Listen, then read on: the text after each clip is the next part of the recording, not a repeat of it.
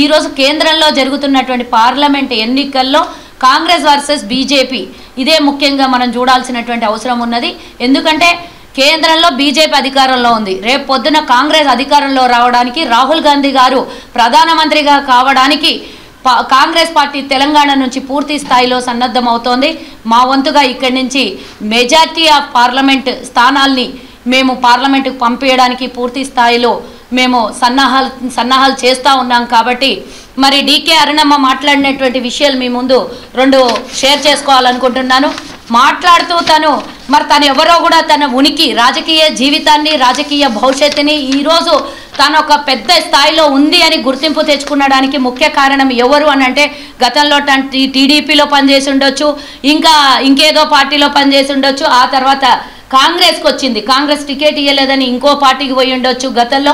మరి కాంగ్రెస్ టికెట్ ఇచ్చిన తర్వాత కాంగ్రెస్ మంత్రిని చేసి ఈరోజు రాజకీయ భవిష్యత్తుని ఇంతమంది ముందర ఆమె ఒక ఉమ్మడి ఆంధ్రప్రదేశ్లో మంత్రిగా ఒక మహిళగా ఇచ్చింది స్థానం అంటే అది కాంగ్రెసే. రాజశేఖర్ రెడ్డి గారు ఇచ్చినటువంటి భిక్ష అనే మనం అనుకోవాల్సినటువంటి అవసరం. రాజకీయ భిక్ష ఇచ్చింది కాంగ్రెస్, అది గుర్తుంచుకో అరుణమ్మ.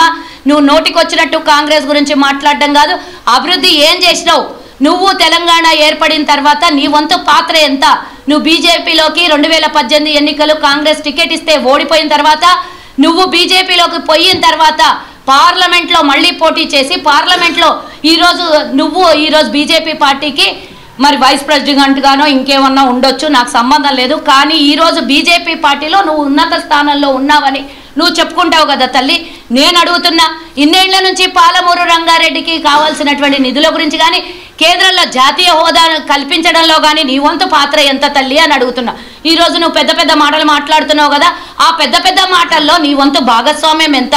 మరి ఏదో ఈరోజు ఎన్నికలు వచ్చినాయని ఎన్నికల ప్రచారంలో భాగంగా నువ్వు బీఆర్ఎస్తో ములాఖాత్ అయ్యి మొన్న కాంగ్రెస్ అభ్యర్థిని ఓడగొట్టిన విషయం మర్చిపోవద్దమ్మా. అంతేకాకుండా ఈరోజు కూడా స్టిల్ నౌ మీరు వాళ్ళు కలిసే ఉన్నారు, అందులో ఎలాంటి సందేహం లేదు. కేసీఆర్ చేసిన అవినీతిలో మీరు ఎంతవరకు ఎండగట్టిండ్రు, ఎంతవరకు కేంద్రంతో కొట్లాడి సిబిఐ ఈడీలతో మీరు చర్యలు తీసుకునేటట్టుగా మరి కేసీఆర్ని అరెస్ట్ చేయడానికి కానీ కేసీఆర్ మీద విచారణ జరపడానికి నీ వంతు పాత్ర ఎంతనో తెలంగాణ చెప్పాల్సినటువంటి అవసరం ఉన్నది. నిన్న మాట్లాడుతూ ఆమె అన్నది, కేంద్రంలో మరోసారి మోదీ రావాలి, మోదీకి పోటీ ఎవరున్నారు, మోదీ కన్నా మించిన నాయకుడు ఎవరున్నారు, రాహుల్ గాంధీ గారిది అంత స్థాయి అంటున్నావు.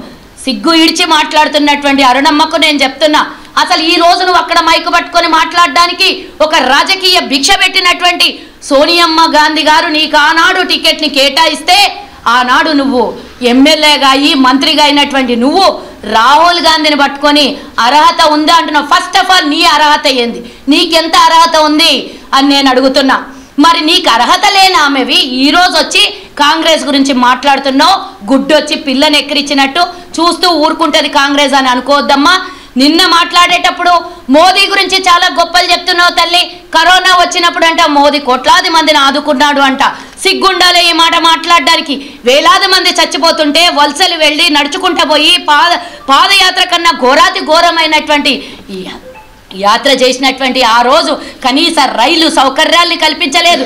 కనీసం వాళ్ళకు ముందస్తుగా మరి లాక్డౌన్ చేస్తున్నామని కూలీలకి కార్మికులకి ఏమాత్రం చెప్పకుండా బంద్కు ప్రకటించేసి కర్ఫ్యూ పెట్టినట్ల పెట్టి ప్రజల ప్రాణాలతో అడుకున్నోళ్ళు ఆక్సిజన్ కూడా అందకుండా చేసినటువంటి సందర్భంలో కాంగ్రెస్ కార్యకర్తలు ఒక్కొక్క జవాన్ లాగా పనిచేసి ఆనాడు సొంత డబ్బుని ఖర్చు పెట్టుకొని ఎంతో మంది ప్రజల్ని కాపాడినరు తల్లి. మర్చిపోయినావు. నీ వంతు ఏం చేసినావు? పాలమూరు బిడ్డగా నీ వంతు ఆనాడు కరోనాలు నువ్వేం చేసినావు?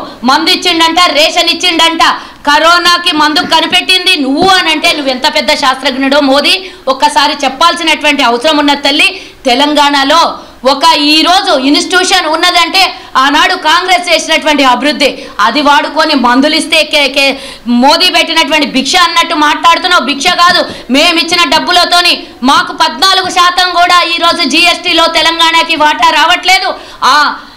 మిగతా 76% మా రాష్ట్రం నుంచి వచ్చినటువంటి జిఎస్టీని వాడుకుంటున్నటువంటి కేంద్రము మా రాష్ట్రానికి ఇచ్చినటువంటి నిధులేంది, మా రాష్ట్రానికి అదనంగా చేసింది ఏంది అని అడిగేవాళ్ళు లేక నీలాంటి వాళ్ళ ఆగడాలు నడుస్తున్నాయి. నువ్వు ఇష్టం వచ్చినట్లా మాట్లాడితే చూస్తూ ఊరుకుంటారు అనుకుంటున్నావా? ఈరోజు కాంగ్రెస్ కేంద్రంలో అధికారంలోకి వస్తుందనే భయంతో మీరు ఈరోజు తెలంగాణలో కాస్తో కూస్తో ఉన్న నలుగురు కూడా ఓడిపోవద్దు అనే ఉద్దేశంతో మీరు బీఆర్ఎస్ తోని ములాఖాత్ అయింది మాకు తెలియదు అనుకుంటుర్రా? ఎందుకంటే నువ్వు గెలిపించినటువంటి అభ్యర్థి ఎవరో తెలుసా? ఎవరితో? నువ్వు బీజేపీలో ఉండి టీఆర్ఎస్ అభ్యర్థిని గెలిపించరు. నీ చుట్టమైతే బీఆర్ఎస్తో నీకేందమ్మా పొంతన? నువ్వు ఈరోజు మాట్లాడొచ్చినావు. కాంగ్రెస్ అంట 6 పథకాల గ్యారెంటీ ఇచ్చిందంట. 6 పథకాల గ్యారెంటీలో ఏం అమలు చేస్తలేదంట. బస్సులంట. నేను ఇందాక వస్తూ ఆమె వీడియో చూసిన. ఆ మహాతల్లికి అసలు ఏది ఎక్కడుంది, ఏది ఏమున్నదో తెలియనటువంటి రాజకీయ నాయకురాలు పార్లమెంటుకు పోటీ చేస్తుందంట. గతంలో మాట్లాడింది ఆమె ట్విట్టర్లో ట్వీట్ చేసింది. షాద్నగర్ జిల్లా అనంట. నువ్వు ఏ జిల్లాలో ఉన్నావు? నీకు ఏ జిల్లాతో సంబంధం? నువ్వు ఏ జిల్లాలో పోటీ చేస్తున్నావు? జిల్లా ఉందా లేదా అనేది కూడా కనీస ఇంకిత జ్ఞానం తెలియనటువంటి రాజకీయ నాయకురాలు నువ్వు కాంగ్రెస్ గురించి మాట్లాడతావా తల్లి? నేను ఇంకో విషయం అడగాలనుకుంటున్నా. కాంగ్రెస్ వచ్చినప్పటి నుంచి అంట ఈ మహాతల్లికి 6 గ్యారెంటీలు బస్సు ఇస్తున్నారంట. ఇందాక మాట అయినా నేను ఆర్టీసీ బస్సులు ఊర్లలో ఉన్నాయా అని అడుగుతున్నది. ఏ ఊర్లో ఉన్నావు తల్లి?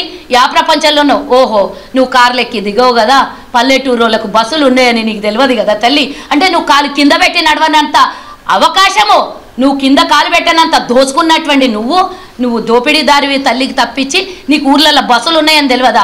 ఈరోజు మహిళలు ఉచిత బస్సుల్లో ప్రయాణం చేస్తున్నారని నీకు తెలియకపోతే నీ అంత మూర్ఖురాలు, నీ అంత అజ్ఞాని, నీ అంత రాజకీయం తెలియనటువంటి వేస్ట్ ఫెలోని ఇంకెవ్వరు కూడా కావు అనేది నా ఉద్దేశము. నువ్వు ఇంకొకసారి నీ పోరాటం ఏదో నువ్వు చెయ్యి. నువ్వు గెలవడానికి నీ వంతుగా నువ్వు తెలంగాణ ప్రజలకి ఏం చేస్తావో చెప్పుకో. ఒకవేళ గెలిస్తే నీకు గెలిచేంత సీన్ లేదు. కాంగ్రెస్ అభ్యర్థి ఇక్కడ రేపు పొద్దున వచ్చే ఎన్నికల్లో పోటీ చేయబోయేవాడు సౌమ్యుడు. తెలంగాణ కోసం ఆనాడు కేంద్రంలో కొట్లాడినటువంటి దాంట్లో ఎన్ఎస్యుఐ విద్యార్థి నాయకుడిగా ఈరోజు మరి వంశీచందర్ రెడ్డి గారు తెలంగాణ ప్రజలకు సుపరిచితుడు. కేంద్రంలో రాహుల్ గాంధీ గారితో సంబంధాలు ఉన్నటువంటి వ్యక్తి, ఎవరి జోలికి కూడా పోనటువంటి సున్నితమైనటువంటి వ్యక్తి కాంగ్రెస్ పార్టీ బరిలో దింపబోతున్నది. ఆయనను దట్టుకునే శక్తి పోయినసారి ఓడగొట్టిండొచ్చు. నీకేదో కాంగ్రెస్లో నుంచి పోయినావు, అప్పుడు కొంత మమకారం ఉండి నువ్వు కాస్త ఓడగట్టడంలో కాస్తో కూస్తో నెగ్గినట్టున్నావు. ఇప్పుడు బీఆర్ఎస్ ఎట్లాగో చచ్చిపోయింది. బీజేపీకి ఉనికి లేదు తెలంగాణలో. ఏం మొహం పెట్టుకొని కేసీఆర్కి 3 సంవత్సరాలు మీరు కాళేశ్వరం ఇనాగరేషన్ అయిన తర్వాత 3 సంవత్సరాలు ఏటీఎం కార్డ్ అయింది అన్నప్పుడు నువ్వు నీ నడ్డా నీ అమిత్ షా వచ్చి ఇక్కడ మాట్లాడినప్పుడు కేసీఆర్ మీద చర్యలు తీసుకున్నటువంటి మీరు ఈరోజు వచ్చి తెలంగాణలో ఓట్లు అడిగే నైతిక విలువ ఎక్కడుంది అంటున్నా నేను.